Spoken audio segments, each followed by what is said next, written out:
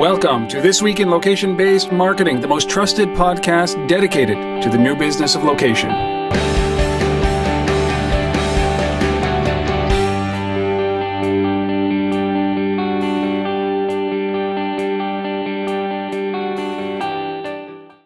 It is time for This Week in Location-Based Marketing. This is episode number 158. We're recording this live late at night, Sunday, December 1st, 2013. My name is Rob Woodbridge from Untether.tv, located in Ottawa, Ontario, Canada. Joining me, as always, it is Asif Khan from the Location-Based Marketing Association, back in Toronto, and ready to bring you the latest and greatest in the world of location-based marketing yet again. Here we go. So you were traipsing around where? Scotland? I was in Scotland. I was in Edinburgh for most of the week. Got back late last night, and yeah, great time, great event. It was launch of a new LBMA chapter there. We had a great turnout. A lot of the local startup community. We had a couple interesting brands out and agency folks. We had a couple people from Harvey Nichols, which is a big retailer over in the UK. We had somebody from marketing who is one of the big bus tour companies, which was kind of cool. And they've got a new app out themselves that is a very location-based app for, you know, all things to do with tourism and buses and all of that. So yeah, it was really interesting, and just met a lot of good people, had a great time. Even got, you know, a few hours to, you know, see some of the sites and just walk around. So that was nice. Saw the pictures. I did see the pictures, but I mean, as I always do, I got to ask I mean, what's the maturity level of the location-based marketing world? Software, hardware, services going on in Scotland. What are you seeing there? You know, I think it's I think it's in its infancy. I think there's still, you know, so much opportunity there. I mean, there are some great startups. We've talked about Basewarp before. That's was the sponsor of our event.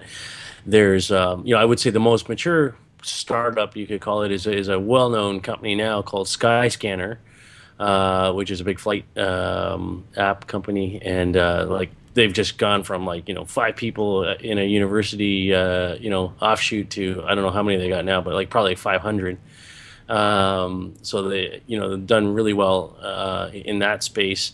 But yeah, there's some interesting startups there, but certainly, you know, lots to do. And I think the challenge with that market is that, you know, unlike London, where you have so many big brands headquartered there, you know, the brands are certainly in Scotland, they're represented, but, you know, a lot of the decision making is in London or elsewhere, right, in terms of the actual ad expenditures and things like that. So, you know, it's so you got great tech coming out of the university environments, like we do, for example, here in Waterloo, and all the spin-offs that come from that, or and so on. But it's you know, I think they then have to export, you know, this technology into other markets. The one thing Scotland has going for it that I think is, you know, outside of that part of the world we don't really, you know, see as much, is there's so many big festivals in Edinburgh. There's the Edinburgh Festival, the Fringe Festival. They're like all these huge festivals. Like the Edinburgh Festival is like 3 times the size of South by Southwest, and it's music and tech and college. It's the exact same thing, just so much bigger. You know, and so obviously there's a lot of tech that, you know, gets, you know, exposed there. The brands come in for that, you know, and lots of opportunity in that sense. And I think there's, you know, in the music side of it as well, you know, that goes with that. And we've talked a lot about, you know, content being an interesting play here. Right. So I think that's where there's a lot of opportunity for them. You know, they're really, you know, Scotland is you know, you got tourism as its kind of one of its biggest things in terms of, you know, sectors. You have food and beverage, you know, obviously all the great, you know, distilleries and so on over there, pushing out stuff, and lots of money in that sector as well. And you know, and then obviously the financial sector. You know, Scotland's big on banking and, you know, and all that. So I think there is huge opportunity, but I would say, you know, we're, you know, just starting in that market, and lots to happen yet. You know, I was raised for a couple of years. You know, both of my parents worked for a living, very hard, in fact, and they traveled quite extensively when we were younger. So we had a nanny, a live-in nanny. And my nanny's name was June Bibineau. June Bibineau, and she was Scottish. And that woman could pound liquor. Like, it was crazy what she could do. There was a Scottish pub like in the Byward Market here in Ottawa. And she used to go there like every Thursday night, Friday night, and Saturday night. And my mother would tell me later on in my life that, that she would actually wake up in the morning and go and get her coffee on a Friday morning. And she'd look out the window and there would be June sleeping on our front lawn. And this is the woman that she was entrusting her kids with. So I love the Scottish people. Just because but you turned out all right. It's so funny. She gave me my first cigarette. She gave me my first drink of alcohol. I think it was maybe today it would have been called child abuse, but back then it was okay because she was just completely hungover every Friday, Saturday, and Sunday. It was the best thing ever. So, June Bibineau, if you're listening to this, oh man, God bless you. You were such a great woman. That's my interaction with the Scots. So I'm glad you had a great event, and we have one coming up. In a couple of weeks, like 10 days, Motive on December 12th and 13th in just outside of Washington, D.C. at gomotive.com. We're going to be occupying a little bit of time there together. Same air, same space, man. I'm looking forward to it. I can't believe we're going to be in the same room, Rob. I mean, that's kind of crazy. But anyhow, yeah, excited about that. We're looking at, location and where it's going and what it means for app developers and all of that. So excited about that opportunity and obviously spend some time with you and deliver a joint session. That'd be fun. As long as it's warmer than the city I'm living in right now, that's fine. I don't care. We just get pounded with more snow. Yeah. So that's the 12th and 13th of December, gomotive.com. If you can make it out, please come on out and meet us and hang out, and let's have a couple of conversations. We'll be in there on the 12th, and please. And Asif's doing a keynote early on the 13th as well, so this will be fun. If you can make it out there, please do. We'd love to see you. And if you're going to be there, reach out. Robin on tether.tv or Asif at theLBMA.com. We'll see if we can connect and have a beverage or something like that, even if it's in the morning. That's okay. June taught me well. Yeah. All right, we have a jammed show today. I know that you have nothing left after this because the LBMA is taking their siesta through December and enjoying the holidays with the families, and you'll kick it up in January. So we'll be coming up with some announcements, I'm sure, starting in January of next year, 2014, man. But we've got our typical bevy of stories here, 6 great stories, our mobile minute, our app of the week, which is somebody that you obviously spent some time with when you were in Scotland. Our guest, who is Jeremy Ozon, who is the co-founder of Vistar Media. And of course, we've got a great resource that compares the QR codes with NFC. But before we do all of that, we are going to kick it off with Chuck Martin and our mobile minute. Take it away, Chuck.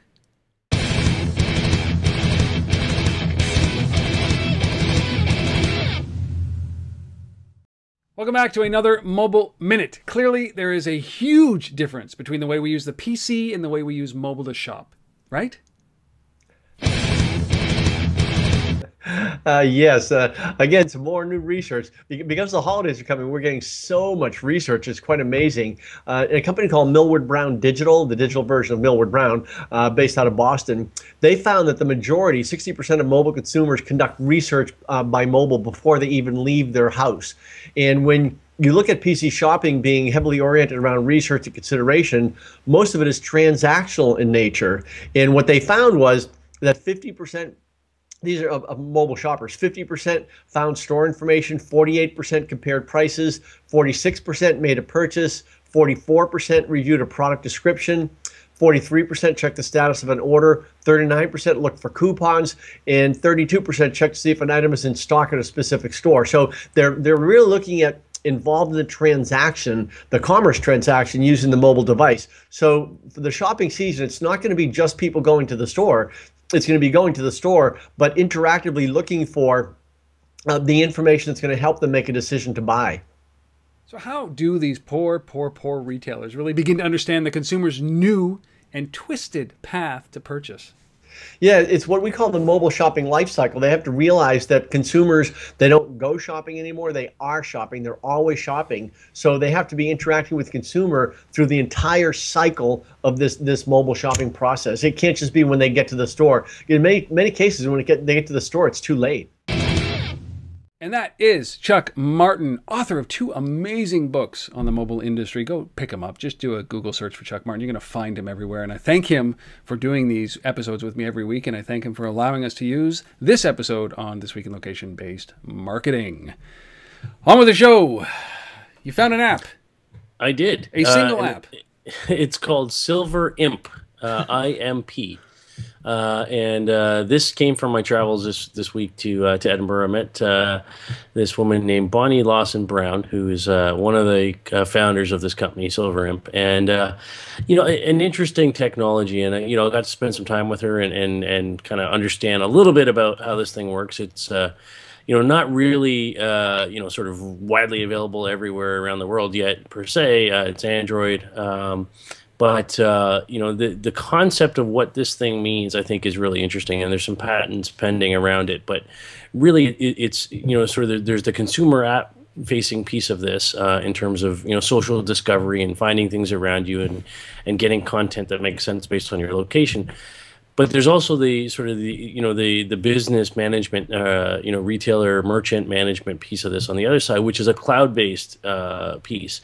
So what's interesting about this, what I like about this thing is as you're moving around with this app and it's learning about your patterns and your interests and what you've done before and what you might be doing in the future, the content that's being delivered to you is completely contextual based on time and place and location.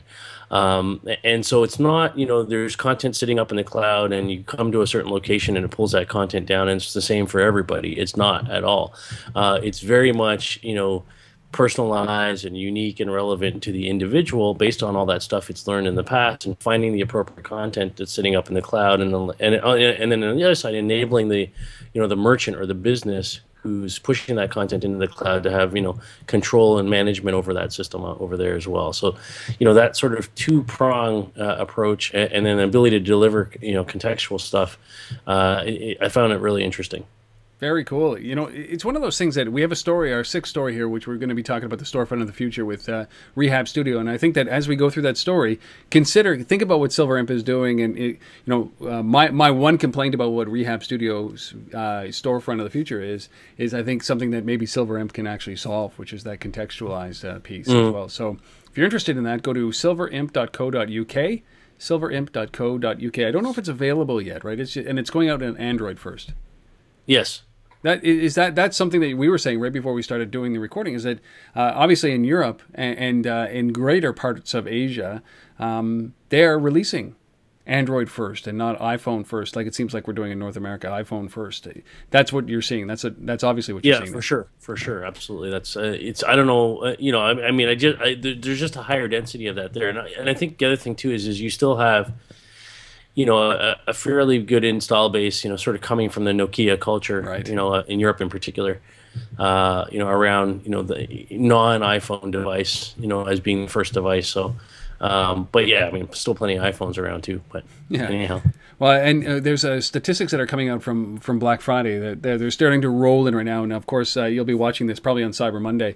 But if you start to consider the impact that the iPhone has versus Android devices, there was a statistic that flew through over the weekend that said that the revenue generated from iPhones is 5 times greater than it is from Android devices, and people's propensity to buy is much higher on an iPhone than it is on an Android device. And I think that the gap may be shrinking a little bit, except for what happened over this weekend. It was just a staggering statistic, and I'll keep that open as if I find it, I'll include a link in the show notes. But it's interesting to see how this world shapes up, and if you're like me, you don't really care about the operating system, you care about the service layer that's on top of it, and that's what SilverIMP is doing, starting with Android.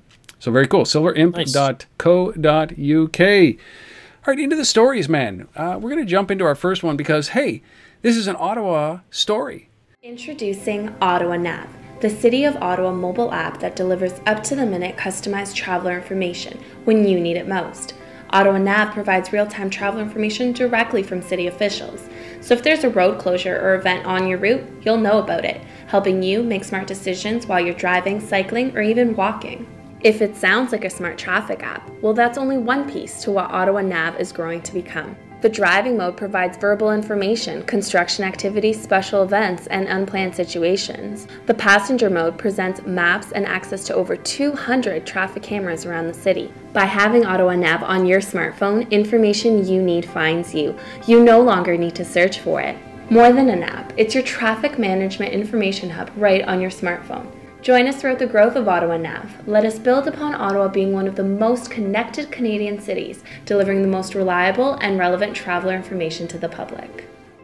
At least it's about the City of Ottawa, which is my hometown, Ottawa, Ontario, Canada. It is the nation's capital. That means the capital of Canada, not the provincial capital, which is Toronto. So we've got two capital cities here. But We do. yeah, obviously one's in the shadow of the other, and you guys can be the judge of which is which. But this company, a Toronto-based company nonetheless, came into Ottawa, a company called Flybits. They actually have a platform called Flybits, and it connects, this time they've actually built an application for the City of Ottawa that connects users to municipal services and infrastructure, providing relevant, real-time information.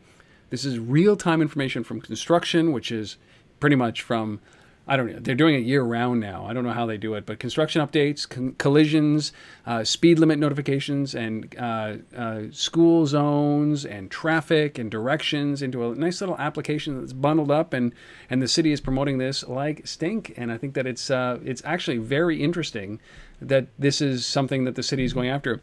You know, they opened up the data. Ottawa, about 2.5 years ago, opened up the data for app developers to build on top of this platform.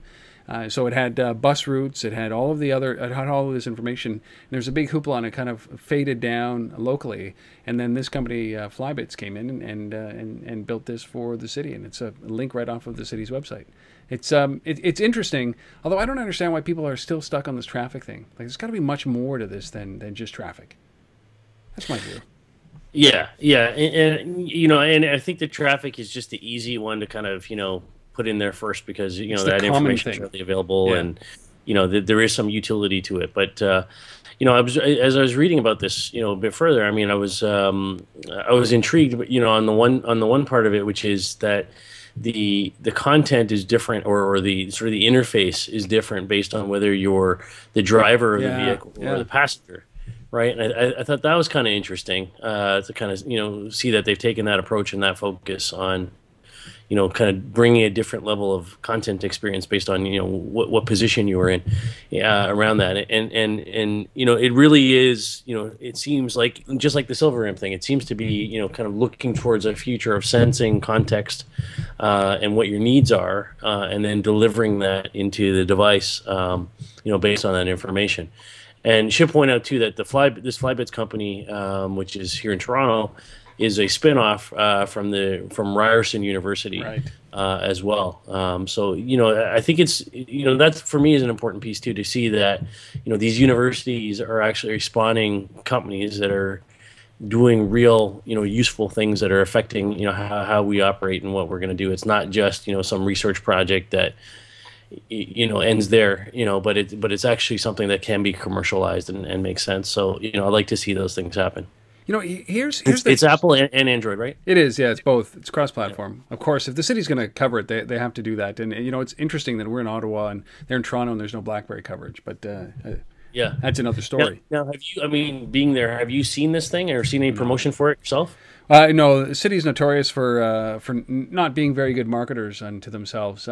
But you know, here's the challenge that I would put out to anybody who's thinking about doing these kind of things. Right, is that it's not, you know, I'm as interested as you know, understanding the infrastructure delays and construction zones as I am at watching paint dry.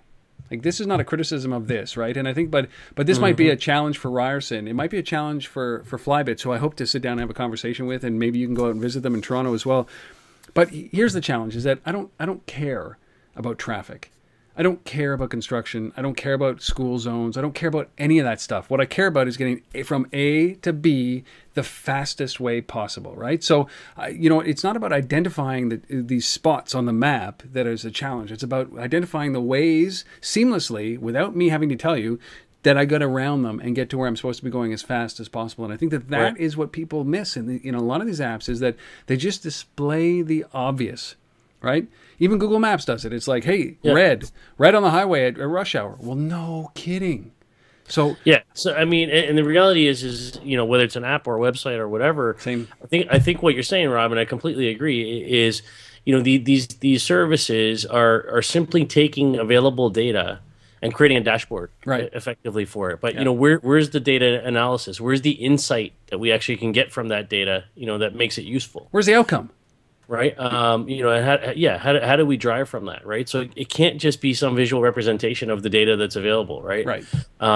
Which is basically our next story, is a visual representation of the data available. And sometimes there's too much information, right?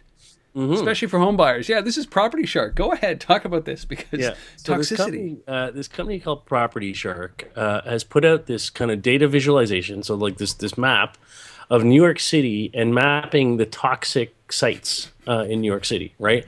And so it's kind of a response to Mayor Bloomberg put out this kind of thing called Plan New York City sustainability initiatives a while back, and one of the goals was to cut down emissions by 30% by 2030. And so they released this thing, and they worked with a group called Toxics Targeting, which I assume is the guys that are kind of providing the data behind this that they've built this visualization on. And when you look at this thing, it's like, why would you want to live there? Why would you want to live anywhere? I mean, I'm sure you could take a map and make this for any major city around the world and just look at all this toxicity everywhere, and the different forms of it and so on, which is what this thing does. And it goes on to say, but it's really not that bad. And that's the best quote ever. Still live in New York City because it's a great city, and as you say, too much data can be a bad thing unless you really have the ability to understand what this means, or that it's not really that relevant, or you know what I mean? Like this could scare a lot of people, right? Well, of course it would, because if you look at the map of New York and New Jersey, it's basically covered, right, in these spots of toxicity. And then that quote is so great. It's like, hey, but don't let that judge you. Like, there's different variations or variants of toxicity. It's like, but it's still, I mean, there's a difference between spraying an aerosol can, right, and having gas leaks and toxic dumps, right? But you don't know the difference, and I don't know the difference, and that's what's so funny about this map, is that if you look at it, it's basically like colors all over New York City and New Jersey, and Manhattan and New Jersey, and it's like, this isn't. I don't want to live there anymore. I don't. No, and they go on like in the comments here. It's like to kind of allay people's fears after having seen this thing that they put out. It's like it says most of New York City gets its drinking water from upstate, as my colleague Jessica Lever points out. So fears about heavy metals and oil leaching into groundwater might not affect the average person directly. Well, it's so weird. Like, they're talking about the toxic sites, like tank failures, gas spills.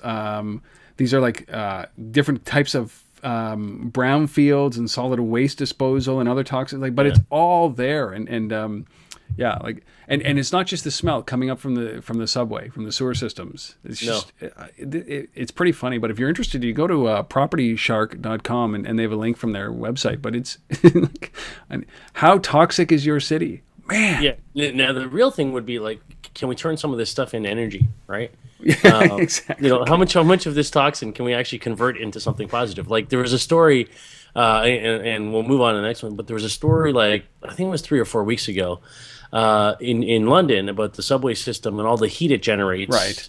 Down there, and they've been able to capture the heat and actually convert it into energy, to feed back into the grid, and that's kind of cool, right? Like, that's just. Yeah, I mean, there's so much heat underground there, like in that tube. Here's the plan, though. I got a great plan here. Is that we're going to take all this toxicity, and we're going to create some kind of nuclear sludge, and we're going to feed it to some turtles, and they'll become the next crime-fighting band of ninja turtles and living in the sewers of New York City. I think we'll call them Teenage Mutant Ninja Turtles. Sounds good. It's credible, man. I believe in them now. All right. So if you're interested in that, PropertyShark.com. Yes, and you know what? You're going to end up living in Canada. That's what I've got to say, because I swear there's less toxins up here, fewer toxins up here. It's just a little colder, because they can't live in the weather that we have to suffer through in Canada. All right, our third story, talking about getting the hell out of the city. This is an interesting. I don't know where this is. Obviously, this is a British Airways digital billboard. It's called The Magic of Flying, and it is amazing. The video is playing right now, and what it basically is, as you see this, is that as a plane flies over this billboard, this kid stands up and walks towards the plane as they see it over. Like literally, it's perfectly placed. The plane is flying over, and then the kid points up to the plane as it's at the right point where it's supposed to be pointing at it, and the name of the flight and the destination of that flight, the call numbers and the destination of that flight, appear on the billboard. It's a digital billboard, and then the kid runs off and kind of tries to chase the plane, and then a few minutes comes back and sits back down, and then waits for the next British Airways plane to come by. This is a fascinating use of location and data, but you have some obvious concerns because it's right on the side of a street where people are watching this happen, and that can't be safe. No, so this is in London. This is in Piccadilly, and yeah, I mean, from a data perspective, this is unbelievable. I mean, this is what we talk about every day about the future of digital billboards and out of home and how we bring location data and make it contextual and all of that. And so amazing work here. Absolutely love this. But you know, at the same time, this is, I mean, if you're driving your car and you see some kid on a billboard pointing up to a plane in the sky flying above you, I mean, distraction is you know the ultimate word there. I mean, like this is like, I mean, you take your eyes off the wheel and now you're looking up while you're driving a car, like to see what this kid's pointing at. I mean, that potentially, you know, is bad news, right? So potentially, yes, I'd say. It's like, when are they going to outlaw the ability to look at billboards in the car next, right? Yeah. What's next is you know, like, you know, they bring this in the plane. They have the pilot look down. I remember I sat with Worley. Remember Worley from Chaotic Moon? One of my favorite people of all time. Like just an amazing guy. If you don't know who Worley is, just do a search for Worley. He's a brilliant. I think he's a Microsoft fellow. He's like Mensa level genius. He was up at Untethered Talks. He was just an amazing guy. Anyways, he, the very first time I talked with him, maybe 3 years ago, did an episode with him. It was like the 9-hour sit-in episode with Worley. He showed me this application, which was basically an augmented reality. He's a augmented reality pundit, and he was showing me this application that basically he held up to, you know, the sky, and it showed all the planes that were flying over him, and not the passenger manifesto, but the exact same thing: the call letters, the plane type, the capacity, the destination, you know, where it took off from. And he thought that this was great, but they were getting a lot of complaints, obviously, because of privacy invasion. That was 3 years ago. Now you look at this and you think, well, you know, we're not that far off. But this is just packing it all in, stationary location. I think this is an amazing use. But again, you're right. It's, you know, safety first. Yeah. And we should point out the rationale for British Airways to do this, and sort of the motivation is, by the way, this thing's called The Magic of Flying is the name of this campaign, if you're looking for it. And the goal is that, you know, the kid's pointing to a plane and it's on its way, you know, or you know, it's coming back from, you know, Acapulco or something, you know, and the idea is you see this and you're like, hey, you know, I should book a flight on British Airways and go to Mexico right now. That's what they're hoping, you know, will be the outcome of this billboard. But yeah, I think it's got some challenges. Yeah, I would say just a few. I mean, just as a case study, as an example, I think it's a really great mashup of real life digital and trying to bridge the two. But I mean, if you saw that video, you just look up and there's that kid pointing exactly at the right spot. You know, I know that it's filmed effectively, but he's pointing right at the spot where the plane is going to be. It's amazing timing. Anyways. So that's British Airways. Just go and do a search for The Magic of Flying, and you will find that video. But if you were watching this, in fact, you just saw it. All right, those are the first 3 stories. Great stories. You know, I love the feeling of this episode already. We're gonna break for a moment here. We have Jeremy Ozon, who is the co-founder of a company called Vistar Media at VistarMedia.com. They signed an agreement with Verve Mobile, who was our guest last week, and this is the other side of that relationship. But I really wanted to understand what Vistar was and what made them different, and I really liked the conversation I had with Jeremy. You're about to sit down and listen to it, so he talks a little bit about what Vistar does, as well as about what makes them a little bit different from everybody else out there. So if you sit back and enjoy this little interview with Jeremy Ozon, who is the co-founder of Vistar Media. Well, welcome back, everybody. This is the interview section of This Week in Location-Based Marketing. Of course, I am Rob Woodbridge, and I'm joined today from sunny Los Angeles. I can say that because it's freezing cold and snowy in Ottawa, and I'm always envious of sunny Los Angeles. I don't care if it is or not, but we're joined by Jeremy Ozon, who is the co-founder of a company called Vistar Media. Jeremy, it's always sunny in LA, isn't it? Normally, yes. Today, not. Today, not so much. Well, you're the co-founder of a company that is 2 years old. You're based across the United States. This is your opportunity to talk about what it is. What is Vistar, and why are you so relevant? We set out to build the platform that enables automated, data-driven buying of what we call location-based video, but hopefully when we get into billboards, it'll be the whole digital out-of-home ecosystem. But as we've been around and started to sell the media format, it falls very much into the location-based trend that we're seeing around mobile. And so there are lots of things that we're doing around the same data, same measurement, same targeting. So it's very interesting how this has evolved to kind of play into the mobility bucket. For this audience, Jeremy, it's a pretty mobile audience. So I've got to ask, I've always got to put this focus on the mobile space. So what's getting you excited about what you're doing from a mobile perspective? So what we're really excited about is kind of mobile and digital out of home converging. So to me, it's not about the screen. And I think hopefully brands and agencies will start to see that more and more in 2014 and beyond. But there's almost going to be silos of where you can hit consumers. You can hit them at home, probably tablet and TV. You can hit them on the go, which would be mobile plus digital out of home, and maybe work is probably online. So the convergence of media formats that then cluster around consumer activity and consumer behavior, and digital out of home being part of what is a very exciting trend on mobile.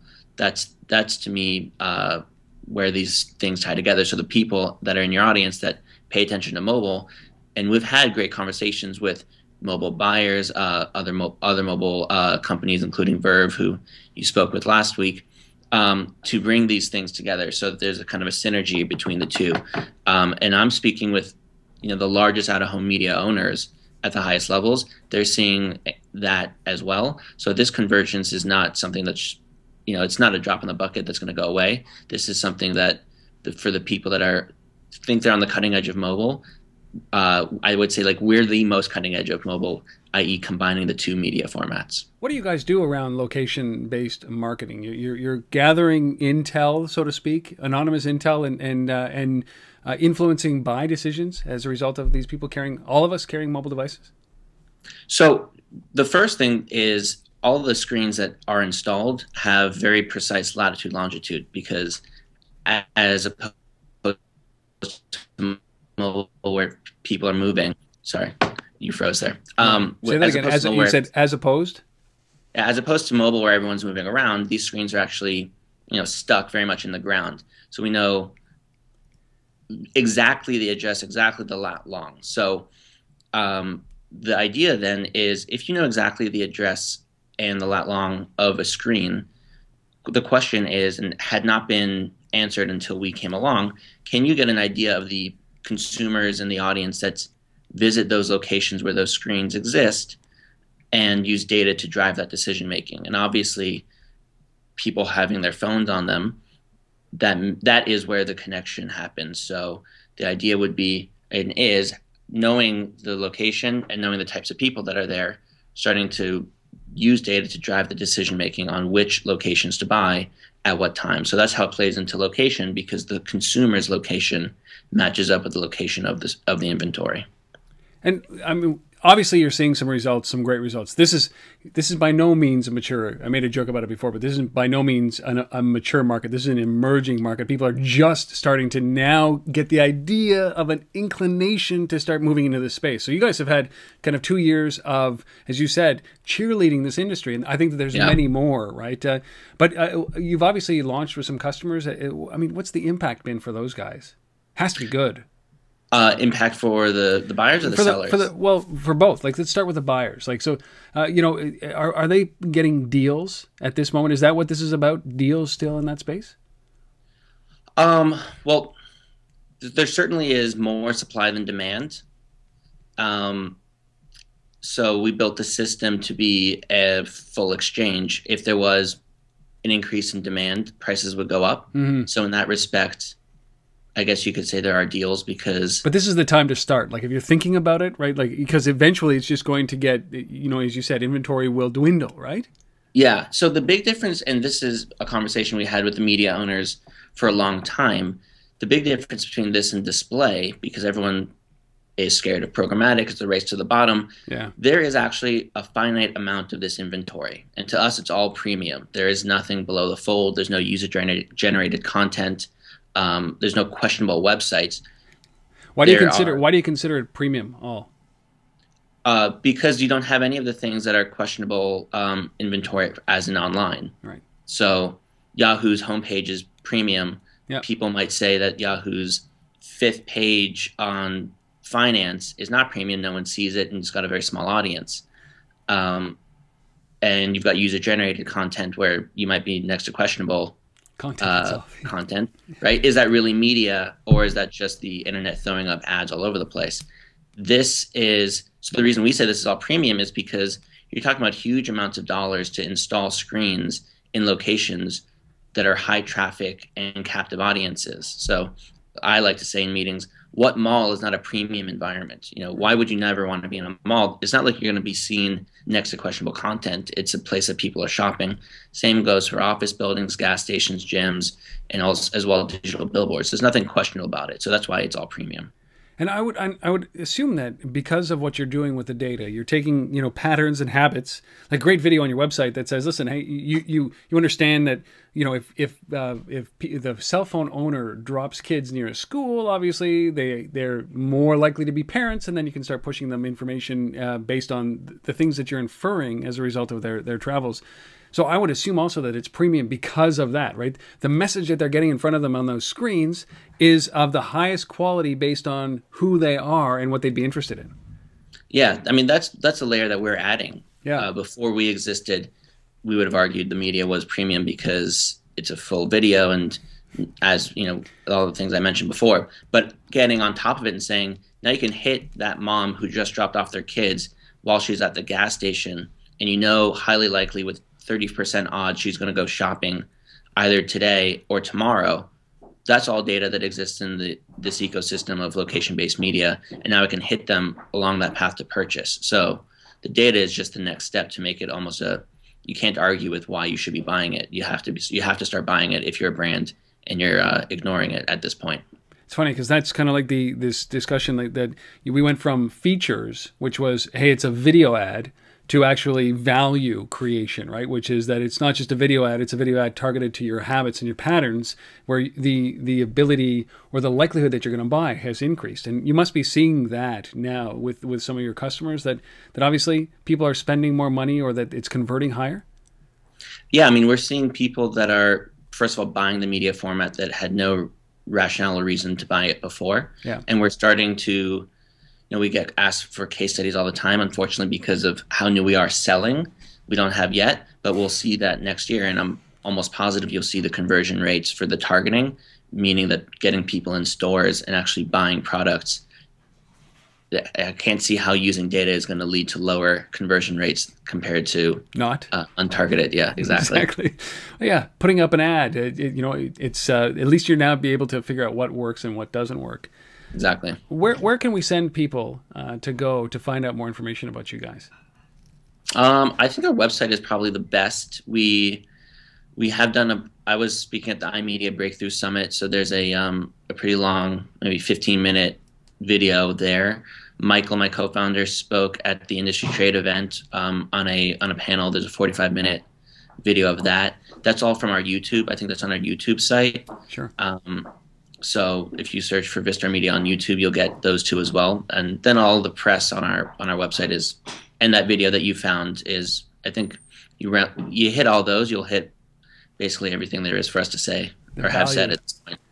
Well, for those of you who are interested, you should go to Vistar Media, VISTAR media.com, VistarMedia.com. We've been speaking with Jeremy Ozon, who is the co-founder of Vistar Media. Jeremy, thank you so much for being on This Week in Location-Based Marketing. Thank you, Rob. And that was Jeremy Ozon, who is the co-founder of Vistar Media. If you're interested, check them out at VistarMedia.com. Thank you, Jeremy, for coming on and sharing your story on This Week in Location-Based Marketing. All right, back into the stories, my friend. You know, the French-Canadian in me, or the proximity to French, I always thought that this story was about the bon ton, but it's not. It's a good thing you're doing this. No. It's about the bon ton. The bon ton, not the bon ton. And it's about NFC shoe marketing. Pardon me? Let me talk about that. Yeah. So this is about you know, the Bon Ton, a big retail chain on the East Coast in particular, and about selling more shoes. And so basically, you walk into a store, and you're looking for a shoe, and if that shoe's not available in the store, there's a display shoe there that is, you know, RF and NFC enabled. And basically, if you have an NFC enabled phone, you can kind of go up to the shoe and it can tell you where the closest Bon Ton is that you can find the shoe that you want. Or you can be directed to the mobile site where you can buy the shoe online. So yeah. I don't know how I feel about this. You know, I have to say, I'm not fully, you know, convinced that this is a good thing. I think, you know, this is, you know, them as a retailer saying, hey, you know, we got to get on board with technology, and, you know, there's some good stuff going on there, and so let's try this out with shoes. And they've got some in-store digital signage stuff that tells people about the NFC and all of that as well. So I do like that piece that they've kind of tied it in with other media. You know, I would say, personally, and you know, I don't do a lot of shoe shopping, but I would say if I walk into a store and I'm looking for a pair of shoes and they don't have the shoes, you know, it might be better to say, hey, you're already in the store, let me recommend a different pair of shoes that, you know, might meet your needs that we do have in stock. That would be my personal preferred approach, as opposed to, you know, go to this other Bon Ton store that is, you know, 16 miles away, and you know, maybe you can get the shoes there. So I don't know. I kind of mixed on this one. You know, it might be technology for the sake of technology.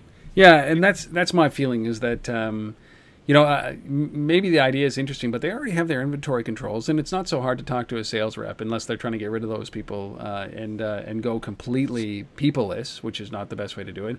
I know that they're rolling this out in 30 stores over 11 states.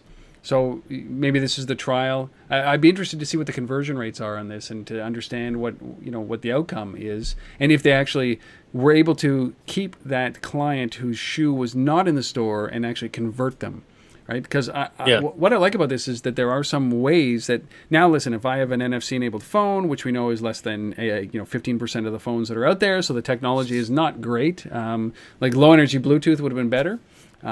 But aside from all that, is that if I've made that connection, I've tapped whatever the shoe is, then you've got that connection. It's like signing up for a mailing list or something like that allows me or enables me to communicate with the end user. Maybe that's the play here. I'm not sure. Yeah. But technology for technology's sake doesn't go well with me. There's still that human element that I think is very important inside of the store, and we always talk about this. Is that the differentiator right now in retail is the customer experience, the experience Absolutely. you have in the store. And the last thing I want to do is walk up to an inanimate object like a shoe and tap the shoe. I'd rather tap a customer service rep on the shoulder and say, I need some help, please. I mean, obviously somebody at the Bon Ton, you know, is you know, of a certain generation like us, where they remember Get Smart or something, and they think, you know, a technology-enabled shoe is the way to go. The shoe phone. For those of you who don't know, look up Get Smart. Yes. You know, and I guess my other thought when I saw this story was, you know, getting people to a store, and once they're in the store, like, I mean, you have them. You know, you want to capture them. You want them to, you know, recommend something else to them if you don't have the product, and because you know, the chances, you know, them buying the shoe online, you know, I can't see that being great. They're in the store because they want to experience product. Right. They want an experience, period. Yep. I think the other thing that they should be thinking about in this is that if you don't have the product in store, help people understand that before they get to the store, right? Give them, you know, through your app, real-time inventory data, make that available. Help them put the product on hold if necessary, and pick it up at the store when they need to. You know, there's platforms, great platforms out there like Retailagents that does that. There's, you know, the Milo side with, you know, over at eBay and all of that. So, I mean, use some of this stuff to take the data that you're obviously using here, which is your real-time product inventory data, and make that available to people so that they don't make a trip to a store and then have to figure out and go talk to a shoe to figure out whether it's available or not. So, you know, I don't know. I just think, you know, if we're going to use technology, let's use the right technology, you know, to provide the right experience. And is this on every shoe, or is it just on one shoe? And if it's just on one shoe, it doesn't work, right? And it has to be on every single shoe. Yeah. That's the challenge I have here, is that you have to have every single shoe connected that way, or else it doesn't work. And if they're doing that, that's fine. But I'm with you. Same day delivery. Like, even instead of doing all this technology, just say, hey, listen, that shoe's not available, but we'll get it to you by tonight at your home. Pay for it now. You're in the store. We love you, and look, but for your inconvenience, we're going to throw in a pair of socks. Right? Like, it's that customer service that's going to create brand loyalty with these people. And I think that that's what the challenge is that's out there. It's not the technology for technology's sake. It's about engaging deeper with your customer who's walked into your freaking store. Yeah, and it's all the. I mean, like it says right in the thing, it's thousands of SKUs of shoes that are in the system here. So yeah, I think that there's a disconnect there, and technology is interesting, but so are people. Absolutely. Yeah. I mean, I went into Payless shoes, and I was trying to find a pair of winter boots because we got dumped in snow, and right, like a tremendous amount of snow. I'm out there shoveling on my running shoes, and it's not something that you want to do. I made the mistake of chucking my winter boots before I had a new pair, thinking that, oh, don't worry, it won't snow. But I'm in Ottawa, and it snows all the time. So I went into a Payless. I found the shoes. They didn't have my size. They said, hey, listen, here is, we found it here, and it was too far away. But then they gave me this incentive, and it was an interesting experience, right? Which they said, you know, here's also a $5, inconvenience discount, right? Where they said, okay, it's just, they printed out, it's at this store. They have inventory over here. It's $5 inconvenience fee for you if you go and get it. The problem was it was 20 kilometers from where I was, right? And I thought, that is too much of an inconvenience for that $5. So I know what my price is. I thought, listen, I went to them and I said, you know, if that was $20, I would go right now. But $5, I'm going to go next door and buy the pair of boots. And they couldn't do anything about that. You know, and I think that's an interesting experience. And certainly with Bonton, it might be interesting to start to think about that as well as they've gone on. But yes. Yeah. All right. That's for story. Now, some of those people, you know, will go the 20 kilometers and they'll go there in their car. Yeah, and it burns like $9 worth of gas. Which brings us to our next story, right? Yes, it does. Which is, you know, about the car. I love these segues. We've talked about that connected car a few times. And so this is our good friends over at Placecast, who've been powering carriers forever, it seems, in our world with, you know, location-based, geo-fenced content, have ventured into a new market, which is let's deliver content into the car, into the screen in the car. And so they've teamed up with AHA Radio, which is a company that's been, you know, delivering content into the car for some time, which is part of Harman, I believe, if I'm right on that one. I'll do some research. You keep talking. Yeah, and so they're you know, these are retailers can sign up with these guys with this, you know, AHA Placecast combo. And you can geofence your stores, and basically, you know, as people are driving and they're listening to, you know, radio through the system, you'll get pop-ups on your display, on the radio display or your nav screen, depending on the type of vehicle that it is, with this content. And you can simply touch a button on there that will then, you know, you'll get the deal sent to your smartphone from the nav screen or from the radio screen to your smartphone via Placecast. And so that's kind of an interesting thing, you know, and I think, you know, that battle that we've talked about, you know, screen real estate and the ability, you know, to kind of look at this is not just the smartphone. It's about all these screens around us and all these media types around us.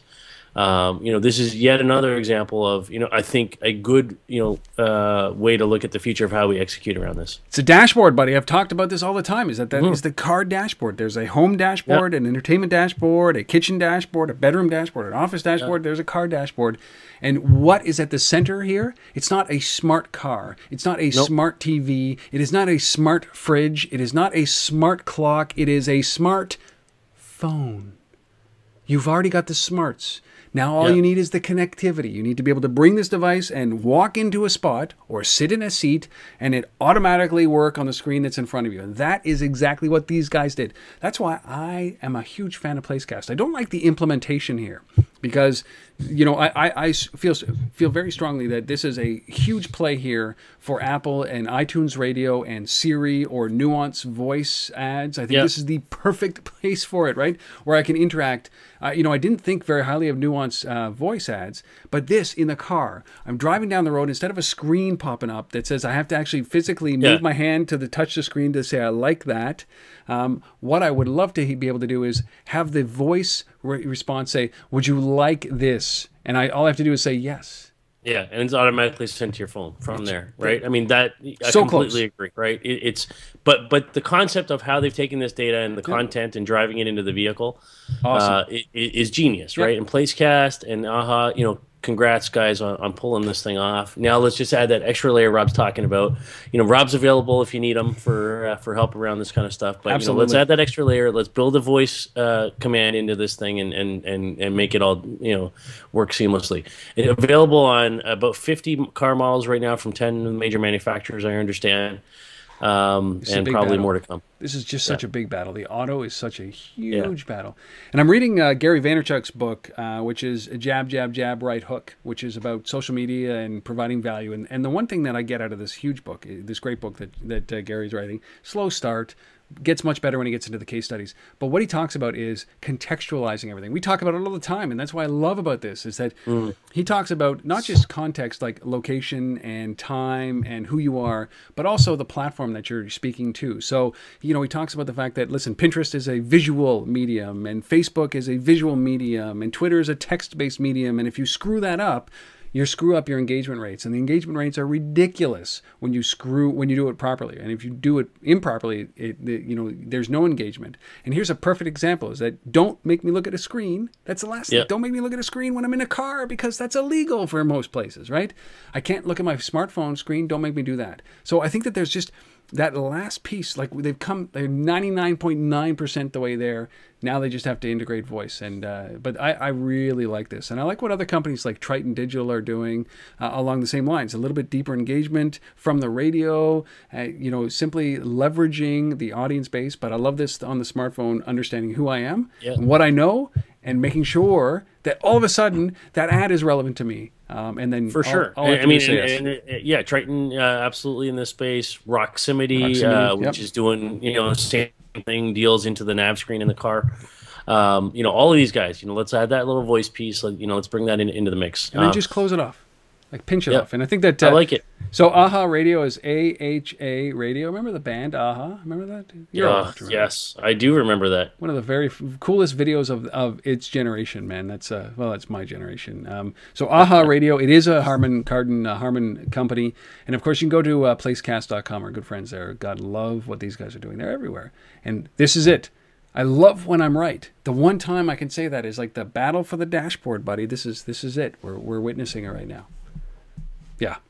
Yeah. So from Placecast to this place called Rehabstudio, our last story, we're talking about the storefront of the future. This is an interesting thing. You're watching the video as I'm talking about this. If you're not, well, let me describe it for you. It is quite simply just a contextualized, low-energy Bluetooth-enabled screen as you're walking past a store that knows and understands who you are and displays an appropriate product for you, and you basically can go up and tap and buy or purchase through any other kind of low-energy Bluetooth mechanism. And this vision is so great, but I really want somebody to just implement, don't you? Yeah, I mean, it's one thing to build these concept videos and talk about what we could do, but the reality is all this technology is available today, and readily available to anybody who wants to build it. And so maybe the argument is that we as consumers behaviorally aren't ready for it. Maybe. But I don't think so. I think, we don't get there unless, a brand or a retailer or somebody steps out and says, we're just doing this. And we're going to put it out there, and we're going to experiment and test and make this stuff happen. What do you think? Why do you think? And certainly on this show for over 3 years, we've talked about lots of brands who've taken those steps. I mean, we talked, a few weeks back about Tesco doing face scanning. Yep. That's a brand saying this stuff's available. We're going to give it a shot. So yeah, I'm with you. I mean, the video looks amazing. The context Slick. of what they're doing with this screen is crazy, right? Yep. So let's get somebody to actually go and make this thing happen. And I think I'll take from the LBMA's perspective some responsibility for that too. I mean, part of our job as an industry association is to work with our brands, work with our tech companies, and create these mashups and facilitate these tests and these pilots a little bit too. So, maybe it's just a matter of taking this great video and showing it around to some of these brands and saying, who wants to, put up your hand if you want to do this, because we'll help you make it happen. What do you think is stopping people? Is it just that they're not really, the technology isn't there for the payments? We're really not. We're too concerned about privacy and about understanding who we are as we're walking by a screen. And I know there's talk about that. Is that as you walk by, how do you protect what you're seeing from people behind you? Yeah, I don't think it's that. I think we're getting more comfortable with the privacy issues. What I think ultimately, stops a lot of these things is what you see in that video requires, a mashup of a lot of different technologies coming together, and a lot of different vendors coming together, a lot of people partnering together. Yes. And so what happens is you end up in scenarios. I mean, just look at what we just talked about, Placecast and Aha Radio.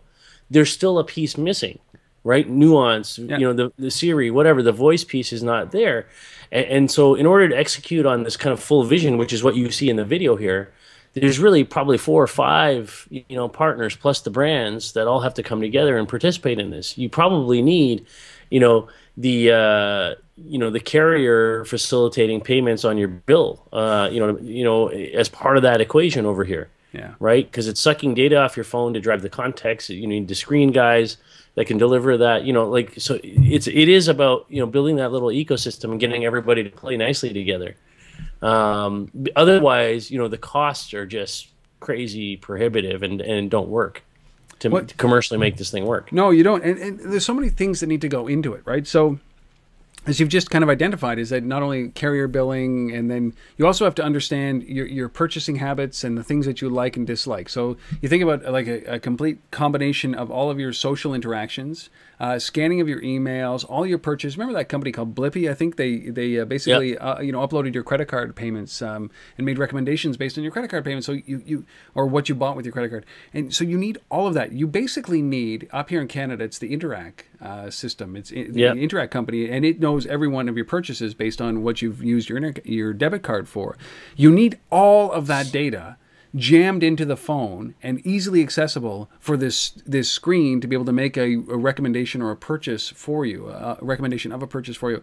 And I think that also plays into this, is that everybody's in these little silos of their data. Yeah. And even though I want my medical history and my purchasing history and my social likes and dislikes and everything, every movie that I've ever seen jammed into one thing, so that as I walk by that screen, something magical happens. The likelihood of that happening right now, not so much. And then, as you said, when that happens, should that ever happen, if that ever happens, then I want to be able to pay for it right away on my credit card or on my cable bill. Probably not going to happen, right? Not for a while. So I think that there's so many things. The technology's there. I just think that the rest of it hasn't kind of gelled at this point. It's interesting though. Like, I love the visions. Like Bill Gates and his digital art and his his future home. So I don't know. Excellent. But it's interesting. So if you're interested, go to rehabstudio.com. Video was we played here, but they've got a good video there. If you just do a search for the Storefront of the Future, you'll see it on YouTube as well.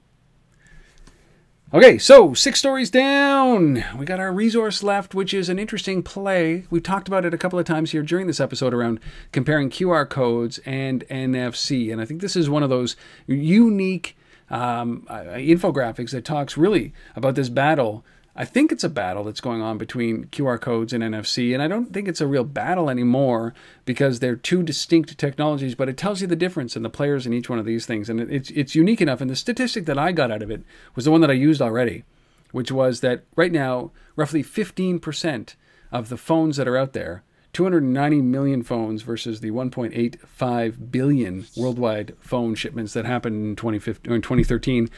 So just about 15 and a bit % are NFC enabled, up to 26% by 2015.